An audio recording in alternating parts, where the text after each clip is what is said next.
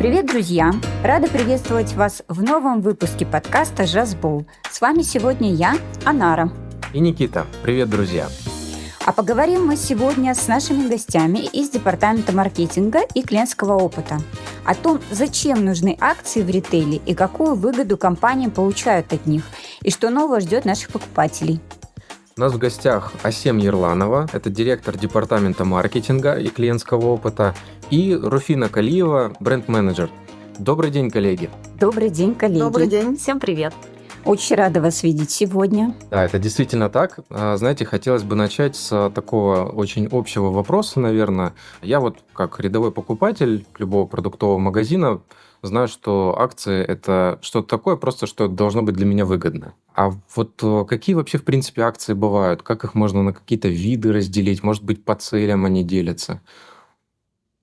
Начнем с Магнума. В целом на рынке очень много акций, но какие в ритейле приняты.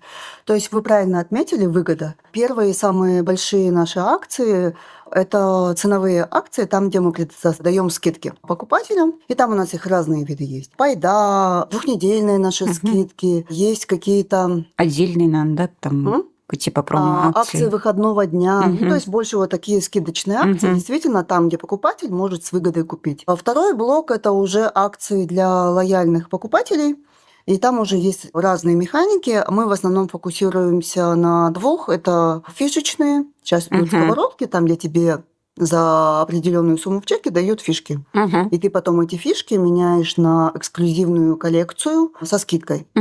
И вторая механика – это инвестиционная, там, где за тоже какую-то определенную сумму в чеке мы тебе что-то даем в подарок. Но пример этой акции был Marvel, и сейчас уже, в принципе, постоянно стало, когда мы за действие с чеки даем тебе журнал с рецептами от Дании. Marvel это вот который с кликсами, да, был? Да, с кликсами. Про него. Да. То есть, когда я покупаю, мне там один кликс за какую-то сумму дают. Да. И не так давно мы сделали еще новые акции для лояльников наших. Это уже Magnum Club, там есть у нас разные клубы.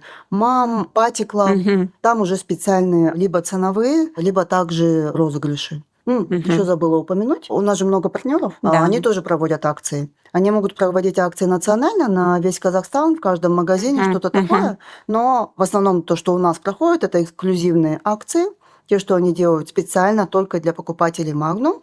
И когда ты показываешь карту Magnum Club, ты участвуешь в розыгрыше. Вот как, например, сейчас, купив 2 бутылки Кока-Колы, ты можешь выиграть Зигр. И это очень такие прям, я бы сказала, выгодно в этих акциях участвовать, потому что не участвует вся страна, а призов так же, как на всю страну. Поэтому очень рекомендую участвовать в этих акциях. То есть шансов больше выиграть. Да. Так, сейчас пойдемте за колой. Что? А как мы понимаем, что надо сейчас акции какие-то проводить? И вообще с какой частотой это происходит? Как выстраивается какой-то календарный план, может быть, или что? Сейчас вот как раз июль месяц мы начнем планировать 25-й уже год. То есть все делается намного заранее. То есть заранее у нас есть периоды, тогда, когда мы знаем, что либо просадка идет в продажах, то есть, не сезон, либо наоборот сезон, там, скажем, back to school, когда новогодний период. То есть, в принципе, периоды заранее известны, и главное наполнить календарь, сделать. То есть, словно там в конце года, либо в начале, да, вы садитесь, делаете огромный календарный план на весь год со всеми видами акций. В середине года, потому что дальше мы на какой период, какая акция, на что она нацелена.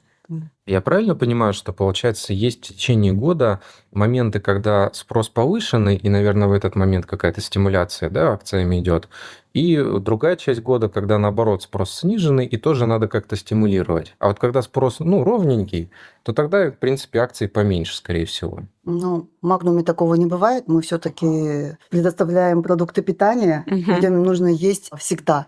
Просто вот летом, допустим, больше покупают напитков. К Новому году там закупаются на стол, то есть гости. Вот эти угощения. Да, то есть всегда есть какое. Главное прийти с теми предложениями ценовыми, которые будут в этот момент актуальны для покупателей. Ну, то есть больше ориентируемся на некую сезонность и праздники и так далее. Да-да. Ну да, у нас всегда какие-то акции проходят. То есть не бывает такого, чтобы какой-то там период был, чтобы не было ничего. В принципе, покрытие идет постоянно. Никогда не думал о том, бывает ли в какой-то момент их больше или меньше. Получается, их плюс-минус одинаково, просто вопрос, какая потребность сейчас есть у людей. Как Да, больше скидывать. всего, наверное, все-таки это вокруг Наурыза и Нового года. А там каждая компания, каждый ритейлер старается что-то принести нового, то есть это вот прям бум-бум. И в этот момент сложно пробиться через клаттер вот этих всех рекламных предложений, в том числе и закупить рекламу. Бывают такие прям жаркие периоды, скажем. Отлично. У меня, знаете, такой вопрос. Хочу немножко поговорить про свою любимую пайду. Вопрос у меня такой, то что я вижу, я подписана в телеграм-канале Magnum, и мне постоянно приходят постеры с теми или иными акциями. И вот у меня приходит периодически пайда, да, там каждые 2 недели, да, по-моему. Она, Каждую неделю. Каждую неделю даже сейчас. А пайда приходит, и потом еще отдельно приходят так называемые новые волны скидок. И вот мне всегда было интересно, отличие какое между ними, и зачем вот у нас есть пайда, а есть просто скидки. То есть для чего мы это делаем? И разные ли цели у этих двух направлений, либо цель одна? Цель одна – дать выгоду нашему покупателю, привести больше трафика в магазины. Но у Пайды есть еще другая цель – переключать с других торговых сетей более глубокими скидками, более интересными предложениями. В Пайде уже год. Через неделю мы будем праздновать год, отмечать более глубокими скидками. Вот, это еженедельная акция, в которой вовлечены все. И это очень такая большая, скажем, работа, которую делает КД, ОД, маркетинг. То есть мы все вместе вот каждую неделю отбираем правильные позиции. ОД, как вы заметили, наверное, операционный департамент в среду уже выставляет палеты. То есть Пайда – это на самых лучших местах, самые лучшие скидки. И это мы транслируем через рекламу. И люди уже привыкли уже, они уже четко знают, даже в комментариях почитаете в Инстаграме, там уже есть знатоки. А вот скидок нету. Так, посмотрите, она начинается в четверг. То есть там уже друг другу отвечают. А буквально вчера в посте вот люди начали уже писать такие, да. Они уже составляют список покупок. Я пойду куплю это и это. То есть, люди уже привыкли к этой акции, да. На самом деле, да, это классно, потому что я, могу поделиться своим опытом, а я тоже, получается, отслеживаю. То есть я смотрю, всегда понимаю, что в Пайде будут те товары, которые мне нужны, они будут со скидкой, и я, естественно, планирую, да, когда масло подсолнечное, шедевр, я понимаю, что там в какой-то определенный момент он появится, и ты можешь не одну бутылочку купить, да, уже, а там бутылочек 5, и ты понимаешь, что условно до следующей Пайды на шедевр или акции на шедевр, то есть ты уже какое-то планирование делаешь, какие-то интересные для себя выводы и тоже делаешь покупки. Я очень люблю еще следить, поскольку у меня ребенок, за кондитеркой, за конфетами, потому что у нас в каждую Пайду очень интересные позиции бывают на скидках. А мои любимые там это Милка. Это не реклама. Нет, действительно, в Пайду мы специально добавляем, то есть участвуют все топовые категории, и успех Пайды, то есть мы когда вот последнюю так взглядом смотрим, а если что-то сладенькое, такое вот прям доступное, там прям вкусная цена должна быть. Вот как Милка была у нас там по 600 с чем-то, либо должен быть батончик там с очень глубокой скидкой. Если что-то для маленьких детишек, то есть это пюре, либо барни, либо что-то. Для мужчин обязательно тоже бывает там пиво с хорошей скидкой, да. Хотела спросить, а что для мужчин? Да. Пиво. И для кошечек. То есть вот этот семейные потребности мы стараемся Это масло закрыть. шедевр? Для мамочек это Порошок. Порошок. Да, для хозяек наших. То есть, условно, когда, следующий вопрос у меня и был, плавно ты всем к ним подошла, как мы, составляем, понимаем, что в Пайду должно войти, получается, мы его сегментируем, да, там по категориям, для мужчин, для детей. А как вот сами позиции, мы как-то их отбираем, как смотрим? Почему это Милка там, в этот раз Милка, в следующий раз там конфеты, сникерс вот эти и так далее? Здесь уже коммерческий департамент вступает, то есть у него тоже есть определенный календарь. Там, где партнеры подают, у каждого партнера есть тоже свой определенный календарь, когда они какую продукцию промоутят, там двигают. И в этот период, если они хотят поднять свою долю на рынке, либо завести новинку, либо усилить какой-то бренд, Они говорят, вот мы будем участвовать в пайде, мы хотим быть на лучших местах, мы хотим вам принести лучшую скидку, в том числе нашим покупателям. Мгм. Получается, что они подают, мы уже дальше смотрим, где лучшая цена, мониторим. То есть за 3 месяца до не должно Мгм. было быть ни у кого такой цены, как у Мгм. нас. Потом как бы и после тоже не должно быть этой цены. А потом мы смотрим разнообразие. То есть я как сказала, что с каждой категории мы выбираем Мгм. позиции. То есть буквально вот сидим, все директора сидят и выбирают прям такой список, Мгм. отслеживают у кого что были, уровень скидок, достаточно ли хорошая получается у нас Интересная, цена, да, неинтересная, да, цена? все ли категории, все ли потребности Мгм. наших покупателей будут закрыты. Мгм. Понятно. Ну, здорово. А вот те скидки, которые обычно идут волнами, они как называются? И это какая-то стандартная механика, которая на регулярной основе, да, работает? Это регулярная, уже выработанная механика годами, Magnum Post. Мы уже давным-давно людей приучили, что каждые 2 недели обновляются скидки. Там регулярно идут скидки, там уже тоже как бы Мгм. работа с партнерами. Скажем, обычные скидки тем, чем славится Magnum. Мгм. То есть Magnum это всегда выгодные покупки, то есть люди приходят как бы, чтобы выгодно что-то купить, то есть я не знаю, что что-то найдут предложение. Ну, я в последний год точно, даже, может, больше, наверное, когда прихожу в магазин, я всегда начинаю смотреть. Ну, то есть раньше не замечала такого за собой. Раньше как-то ты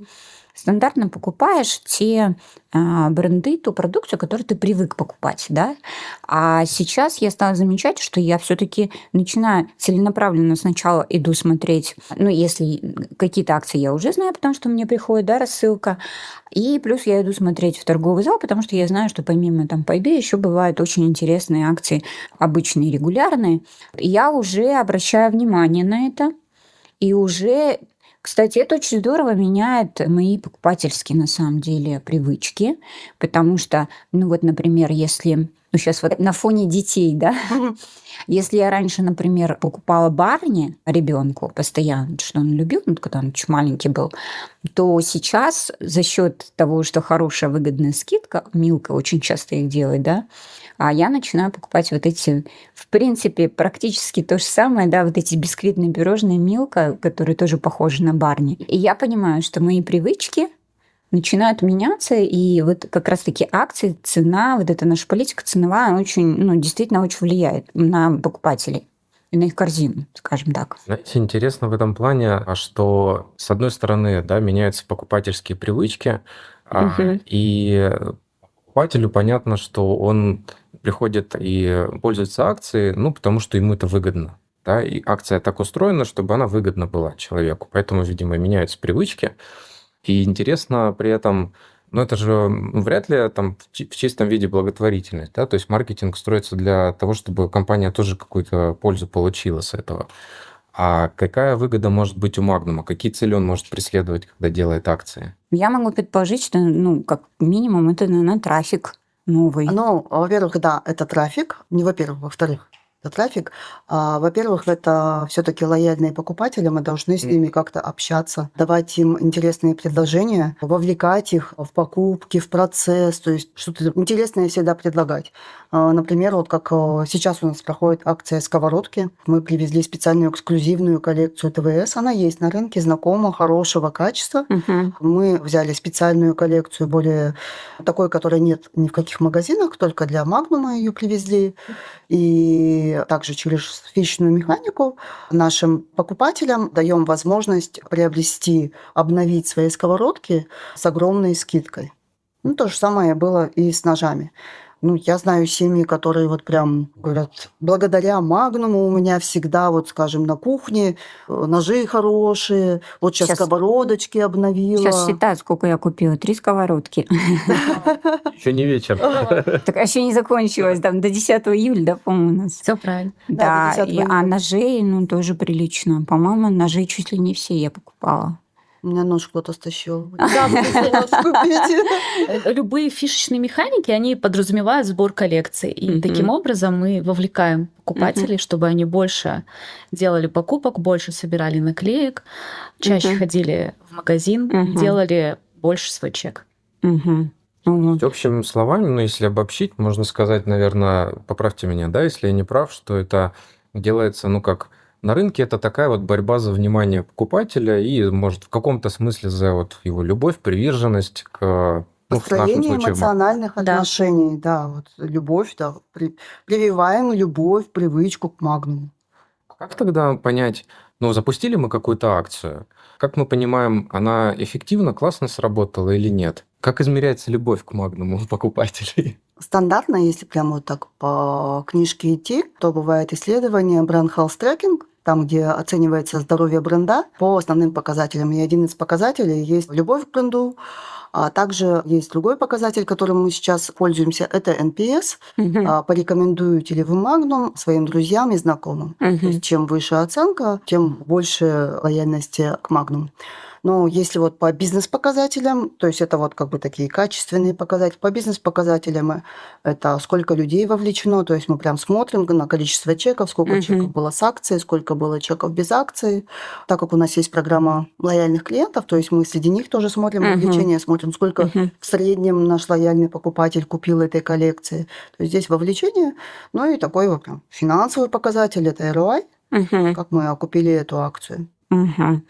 А может это влиять на привлечение новых покупателей? Да, но первая цель этих вот фишных акций это для лояльных. Это программы лояльности. Да, программы лояльности. Они могут привлечь новых покупателей однозначно. То есть вот у Marvel я просто уверена, что люди на какой-то период перестали ходить в свой обычный магазин, стали ходить к нам и, может быть, остались у нас, потому что в другом магазине не было кликсов. А извини, когда ребенок просит кликсы и собрать всю коллекцию, Ну да, ты когда должен у тебя был там минимум одноклассник обвешанными. да, Что ты же должен хочешь? минимум 20 покупок совершить в магазине, то есть, ну, и привычка А останется. тогда какие акции больше влияют на привлечение? Что мы делаем для привлечения новых покупателей? Но больше всего влияют на привлечение новых покупателей инвестиционные. То есть, когда человек что-то получает бесплатно на кассе. Вот. Либо мы привозим какую-то эксклюзивную коллекцию. Ее нигде нету в Казахстане, там в любой другой сети. Он знает о том, что в Магнуме проходит такая акция. Вот я пойду, закуплю, сделаю свои привычные покупки, еще получу за это фишки какие-то. И потом, условно, мы ожидаем, что он остается, правильно? Но инвестиционные больше привлекают новых покупателей, потому что ты получаешь что-то бесплатно. Бесплатно, да. А эксклюзивная коллекция это вот как ножи, да, которые были? Да, Или ножи, сковородки. Это считается сковородки. эксклюзивной коллекцией? Да, а эти коллекции специально производятся, есть такие агентства мировые для ритейлеров, специально производятся, и мы вот связываемся с ними, отбираем. А вот как мы понимаем, прежде чем планировать, да, готовить такую акцию, как мы понимаем, а что интересно будет? Почему там сковородки сейчас, да, там, а в прошлом году были ножи? Как мы к этому подходим? Ну, вообще мы постоянно следим за какими-то тенденциями, постоянно консультируемся с агентствами, кто является владельцами вот этого всего бизнес-процесса, разрабатывает акции для ритейла. Вот. Но 23-24 год, он был таким переломным, потому что рвались цепочки между поставщиками, вообще между отношениями, и в том числе вот этими компаниями, которые разрабатывают нам эти акции. И нам приходилось выбирать не из того, что нам необходимо, а из того, что есть на рынке. Это вот связано с политической ситуацией, да? Да, в том числе. Потому И даже несмотря на все это, нам удалось выбрать то, что будет интересно для наших покупателей. Вот мы обновили всем ножи, сейчас заменяем всем хозяйкам все сковородки. Буквально через пару недель будет премьера мультфильма «Гадкий я 4», и специально для этого мы привезли эксклюзивную коллекцию «Миньоны». Опять же, коллекция, это будет игрушка в кружке. Очень такая красивая, яркая, красочная.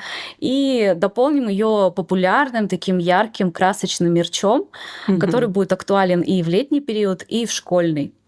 Это рюкзаки, разные сумочки, волейбольные мячи. итальянского производства. Там вот эти прям как антистресс, таких игрушек. Такие мягкие. Были же у нас миньоны такие тоже похожие. Мы подняли успех. Это подняли информацию за прошлый год, посмотрели успех, соотнесли то, что будет премьера мультфильма, подобрали как раз период во время проката Каникул. этого мультфильма и во мгм. время Плюс каникул. каникулы. Да, и поняли, вот оно, Мгм. нам нужна именно эта акция. Не, Мгм. ну там навье будет. Там будет игрушка в кружке. Там еще То есть- коллекция кружек, еще таких прям Мгм. красивеньких. До этого у И нас плюс был еще просто мерч. антистресс, а тут еще ты получаешь красивую Это кружку. все можно будет приобрести в наших магазинах, да? Да, и цены будут прям вот очень Вкусные. вкусные. Да? Так, сейчас записать все на То есть это денежку как вы тоже, да? описываете это как некий такой брейншторм, да? То есть у вас есть там вот данные, вы берете из каких-то опросов, есть компании, которые занимаются, как я понял, да, разработкой акций в ритейле, в принципе. Это вообще открытие для меня, я не знаю. Я думал, что каждая компания сама как-то вот ищет, как это сделать, а оказывается, есть те, кто задает тренды, как будто бы. Компании, которые Естественно, они собирают специализируются. тренды, они смотрят, то есть это условный B2B, как бы, Мгм. привычное слово, наверное, Аналитикой уже. они занимаются. Да, мы Ага. с ними консультируемся, они постоянно держат нашу руку на пульсе, что Мгм. сейчас, делятся результатами, такую акцию провели в такой-то сетке, там Мгм. был бешеный успех, что-то такое. Ну и М. плюс мы, естественно, на локальные реалии рынка примеряем. Ну вот, было из предложений, что-то помнишь, зелененькая какая-то игрушка, какие-то странные зеленые игрушки, они были популярны очень в Европе, что-то с Мгм. динозаврами, Мгм, кто-то. Мгм. Но у нас они абсолютно не были популярны, то есть, ну и мы как То бы есть мы проводим понимаем, что это не опрос. для нашего рынка. Да-да-да, то есть бывает такое, что какие-то Мгм. фильмы, либо какая-то история неплохо зашла где-то, Мгм. но у нас она не стала такой популярной, поэтому как бы... А вот сейчас измеряют как бы акции и товары, которые мы предлагаем с аудиторией. Получается у нас как бы вот там ножи, сковородки – это вот для женщин, Для хозяев. для хозяек. Марвел, Кликс и Миньоны – это для детей. То есть это вот целенаправленно, да, мы бьем на эти две аудитории. Все разные То аудитории. есть, для мужчин мы же не предлагаем там. Но почему? Нет, я имею в виду именно из такой акции, да, не да. со скидочных позиций, не с того направления, а именно направление похожее. А в прошлые годы у нас были наборы мужских инструментов, Мгм. то есть какие-то вот бэкеры. Отвертки там. А, у нас Да-да-да, было вот, такое вот эти, предложение. да. В этом году нам также предлагали очень интересную коллекцию National Geographic, именно мерч для туриста. Мгм. Там прям были рюкзаки, фонарики, Мгм. вот это все. Здесь мы оцениваем бизнес-эффект, какую аудиторию мы вовлечем. Мгм. Как чаще всего покупки принимают решение женщины, то есть то есть И здесь мы, дети. да, больше вовлечем Женщины и внимание, дети. да, больше привлечем аудитории. Мгм. Даже простой пример, может быть, не знаю, Marvel взять и сейчас головоломку. То есть вот даже если будет стоять вот вопрос, ну, как бы, Что из этого допустим, что выставить? есть коллекция головоломки и есть коллекция Марвела. Мгм. Вот, казалось бы, вот головоломка, там, успех, Успех, прям вот мгм. премьера, вторая сейчас часть вышла. То есть, казалось бы, трендовая, Мгм. но она еще не так сильно как бы вовлекла людей, то есть не так много людей знают. А Марвел, извините, первый фильм вышел в 2007-2008 годах, где-то Где-то так, давным-давно. да, да, Давно. Ты да. поколение затронешь тем, кому сейчас 16-17 лет. То есть, ну вот, Охват будет да, гораздо намного шире. больше ты Мгм, людей привлечешь. мгм. Ну, в смысле, многим людей будет интересна Мгм. эта акция. Я знаю, что есть и люди и 30+, которым Марвел Да. интересен. Головоломка, может, им вряд ли зайдет, а Марвел очень широкую Да, аудиторию Марвел Да, это какой-то прям- отработал, то есть и он как и трехлетним детям, вот эти как Мгм. Человек-паук, до сих пор как бы видно, что футболки там они любят все, так и взрослым. У нас есть коллеги в офисе, которые прям вот Фанаты. фанаты Марвела, да. Мгм. Понятно. А вот как потом, хорошо, вот мы проработали, поняли, что мы хотим, на какую аудиторию это будет работать. Как потом мы продвигаем? Вот немножечко тоже про продвижение хочется поговорить. Какие инструменты применяем, там, какие каналы? Руфина у нас эксперт. Я не знаю, сколько она этих акций провела, я думаю, сейчас она вам детально все Ну, расскажет.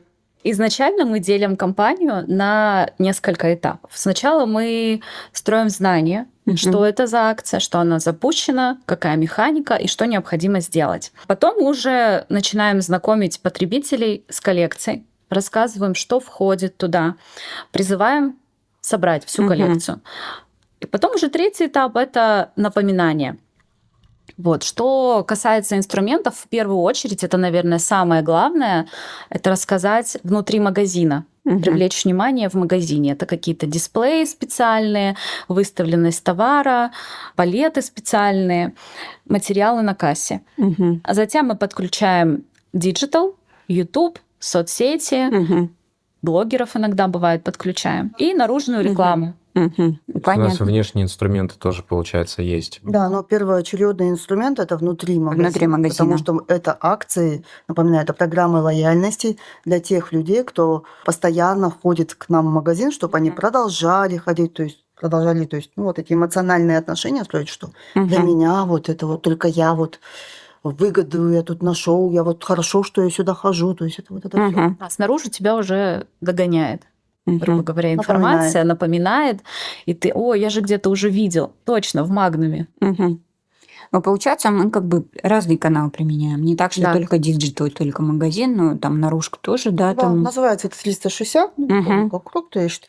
Чтобы, опять же, охватить разные категории. Да, и когда мы планируем, то есть мы планируем до 7 касаний, по крайней мере. Там, иногда даже больше. То есть он должен где-то что-то увидеть, там, то он соцсети проверял, либо где-то проезжал, либо в магазине что-то увидел. То есть несколько касаний должно быть, потому что увидел и купил, к сожалению, таких историй очень мало. Да, если еще ты получишь потом пуш-уведомление себе в приложение, то это еще дополнительное напоминание, и у тебя закрепится это, в голове. А мы потом как-то вот отслеживаем эффект, какой канал, какой инструмент эффективнее работает. Да, конечно, отслеживаем. Но это легче, конечно, отследить в диджитал инструментах. С наружкой, да, это сложнее. И в магазине. В наружке тоже есть свои показатели, но здесь уже больше работа как бы на охват. А сквозную такую аналитику мы действительно можем сделать только с диджитал, то есть кому мы показали, то есть воронку полностью до покупки мы можем посмотреть. Вот. Но в целом как бы вся рекламная кампания строится на охват. Мы должны охватить 80% нашей аудитории, минимум там 5-7 раз, но как мы выставим, смотря по интенсивности. Вот мы умеем отслеживать эффективность акций, да? Мы тогда можем условно, может не условно, выделить вот какой-то топ тех акций, которые вот лучше всего сработали. Я не знаю, назвать их либо самые популярные, либо те, которые эффект лучше имели, самый большой успех. Вот какие-то акции были?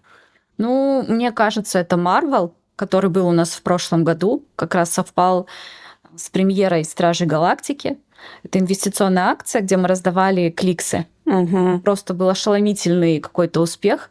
Люди в соцсетях выкладывали свои фотографии с собранными браслетами, какими-то бусами, хотя мы их об этом даже не просили. Люди сами по себе запустили какой-то челлендж и помню, был челлендж, в соцсетях «Я участвую». Мы не знали, в чем они участвуют. Действительно, там под То есть он сам по себе возник? Да, под постом они начали писать «Я участвую». Мы не поняли, в чем они участвуют. Мы никого не просили это делать. А оказывается, то, что вот они купили вот эти кликсы, они вот уже типа таким образом сказали, что я вот вовлечен.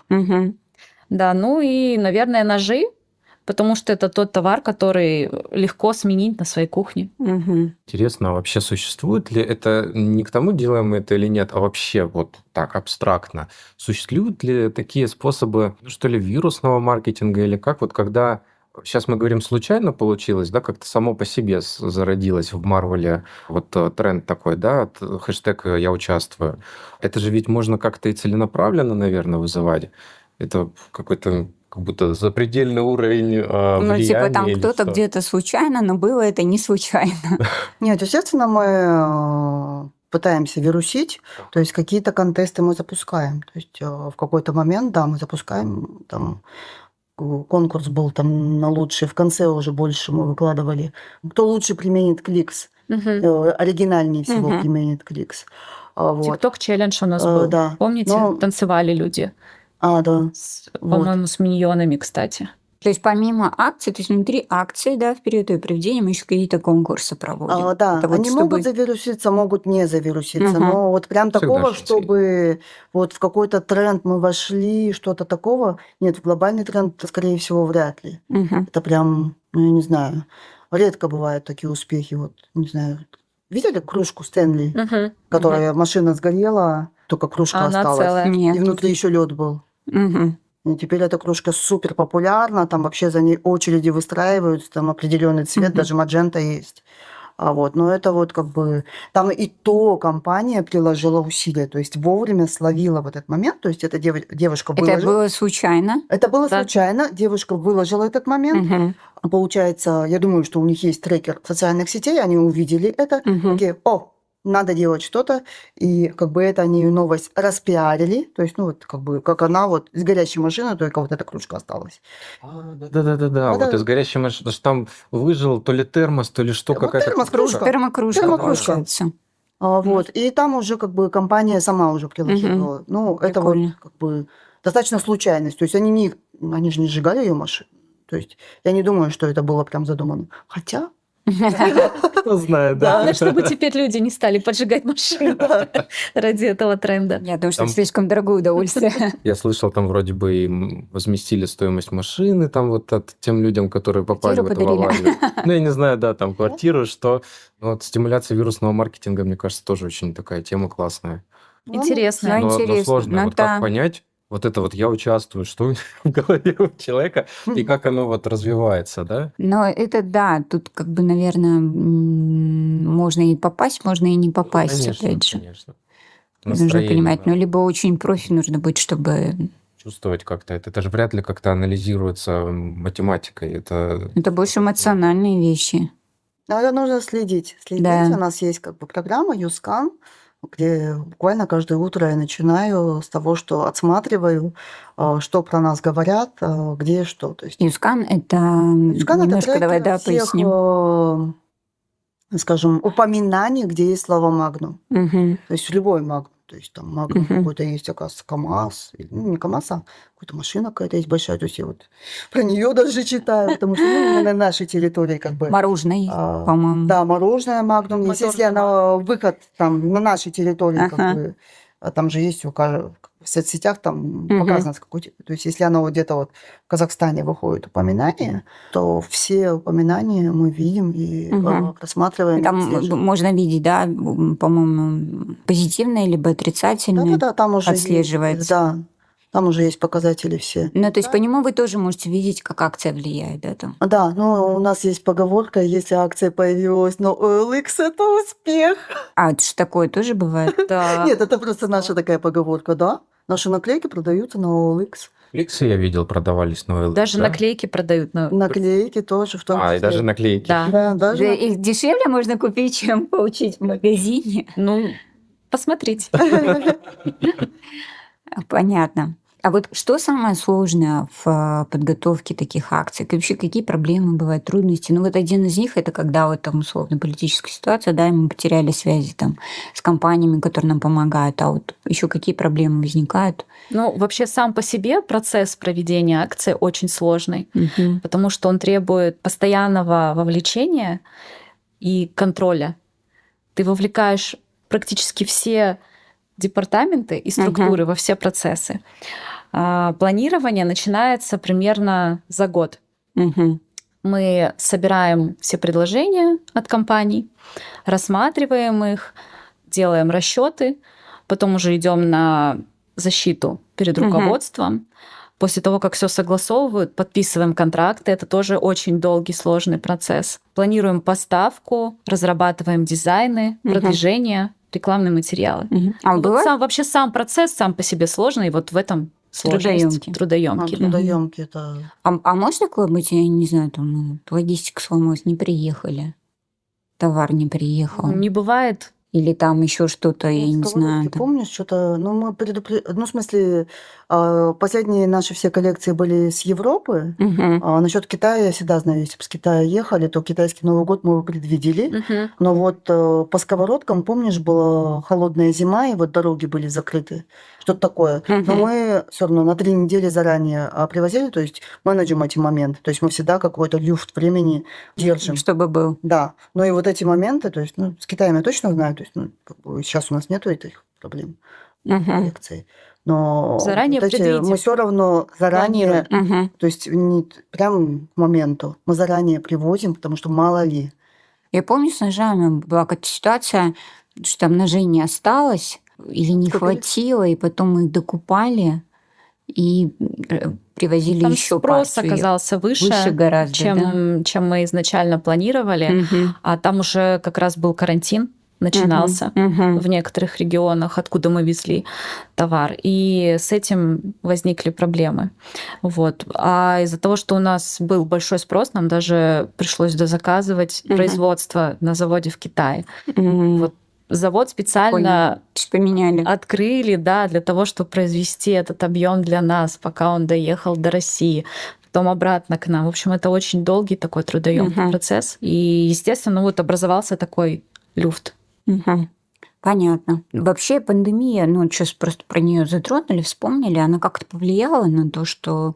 Ну, она точно повлияла на покупательскую корзину, на вообще покупательское поведение, а как-то она повлияла как-то на формирование, ну, там, не знаю, на эти акции. По-моему, после пандемии их стало больше у нас, нет? Или там на, не знаю, на скидочные программы, или нет такого тренда? Ну, Нет, нету, сейчас наоборот, мне Такого кажется, нету, да? тренд идет, что отходит вот это советское поколение, которое вот впрок все Закупаться. закупало, да. То есть сейчас вот этого, ну, оно до сих пор есть. То есть, ну, допустим, вот ты сказал 5 бутылок масла, Ну, то есть я это думаю, это отголосок. на определенные там, знаешь, Но все товары. равно ты закупаешься, как бы ты не покупаешь 2-3, потому что, ну, явно через месяц эта акция повторится. Мгм. Какая-то скидка будет. Вот, ну, или я как 10 бутылок кетчупа закупаю. Как будто бы больше не будет. Есть такие еще люди, но в целом это уже отходит, потому что тебе предложение, здесь какая-то выгода будет, там выгода, то есть, ну, оно Ну, ты постоянно понимаешь, да, что рассыпется. все время что-то будет интересное. Да, то есть сейчас люди уже намного меньше средний чек стал, потому что, ну, больше доступа стало. Онлайн можно Мгм. заказать, в магазин заехать. То есть вот, ну, предложений прям вот нужно быть лайфхакером вот таким, что, в принципе, если будешь лайфхакером реально, Мгм. то, в принципе, можно достаточно там, маленький Выгодно. бюджетик, выгодно его там распределить. То на это время нужно потратить еще, научиться это делать. А бывают ли тренды, ну, в мировом масштабе на тему акций? Вообще, что сейчас, куда двигается мировой рынок вот ритейла? ну да, сейчас все больше компаний, они отходят от фишечных механик, когда ты Мгм. собираешь наклейки, и больше делают фокус на какие-то эксклюзивные коллекции, которые предназначены для лояльных покупателей.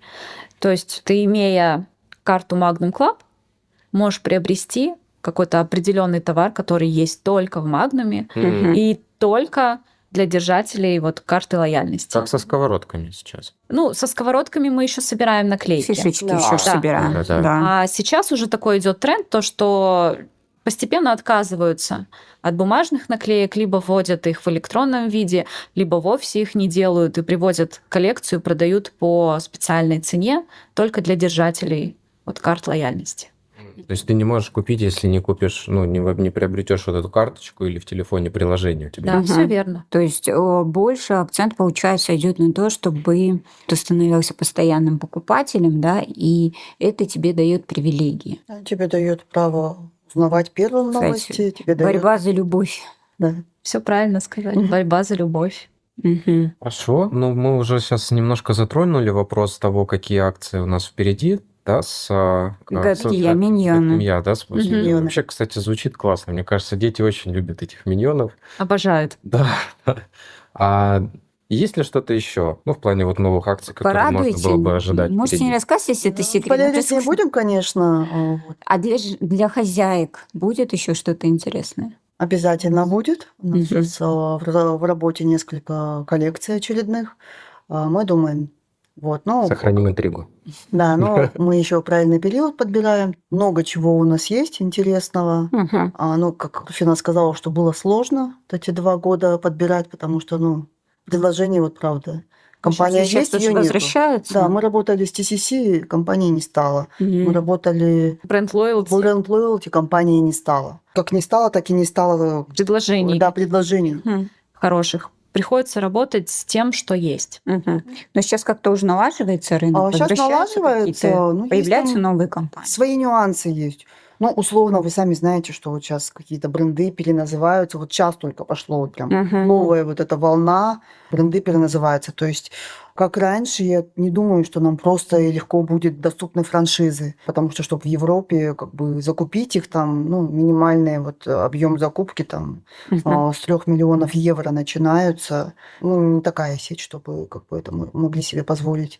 Раньше как бы вкупе там с другими странами мы могли. То сейчас как бы посмотрим.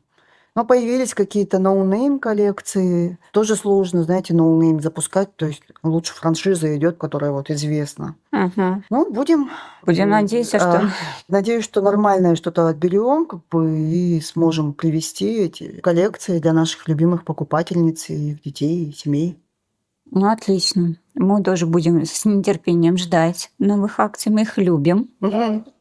Чего только у меня дома уже нету. У нас есть коллега, не коллега, а партнер, который каждую акцию нашу участвует, все покупает, но он это коллекционирует. Он не использует это, то есть никого не подпускает. Это, говорит, это мое вот прям, не знаю, у него прям коллекции все. Я думаю, у него, может, музей можно открыть дома. Музей Магнум. Да, музей Магнум, потому что он, ну, уже давно, с тех пор, как Магнум, он как бы всегда работал, ну, в смысле, в одной компании в MTG, и всегда каждую акцию он все там, то есть у него всю коллекцию можно найти. Он больше нас даже иногда знает. Ну, я в Магнуме 2 года, Он дольше. Нет, он дольше эту коллекцию собирал. Ясно. Ну, здорово. Ну, у меня тоже все есть, прости. Вот не настолько, да? Надо подтягиваться. Да, не говори, наверстывать. Ну что ж, коллеги, спасибо большое. Было очень интересно. Наконец-то мы с Никитой разобрались в чем-то. Мы просто до этого тоже все обсуждали, и все, а вот это так. Ну, наверное, вот так. Пытались какие-то свои гипотезы ставить. Ну, что вы прояснили. Спасибо огромное за участие. Будем надеяться, что не последний раз. Будем вас еще звать, чтобы вы делились интересными проектами, интересными вещами. Вот. И, собственно говоря, хочу подарить вам небольшие подарочки на память. Это вот кружечки с нашим логотипом подкаста. У нас тоже собственный мерч потихоньку заводится. Вот. Спасибо огромное. Спасибо, коллеги. Спасибо большое. В эфире был выпуск подкаста «Жазбол». Напоминаем, что вы можете слушать нас на нашем портале и телеграм-боте Magnum Live, а также слушать на платформах Apple Podcasts и Яндекс.Музыка. Делитесь ссылками на наш подкаст с коллегами и друзьями. Оставайтесь с нами. До новых встреч. «Жазбол», «Саубол».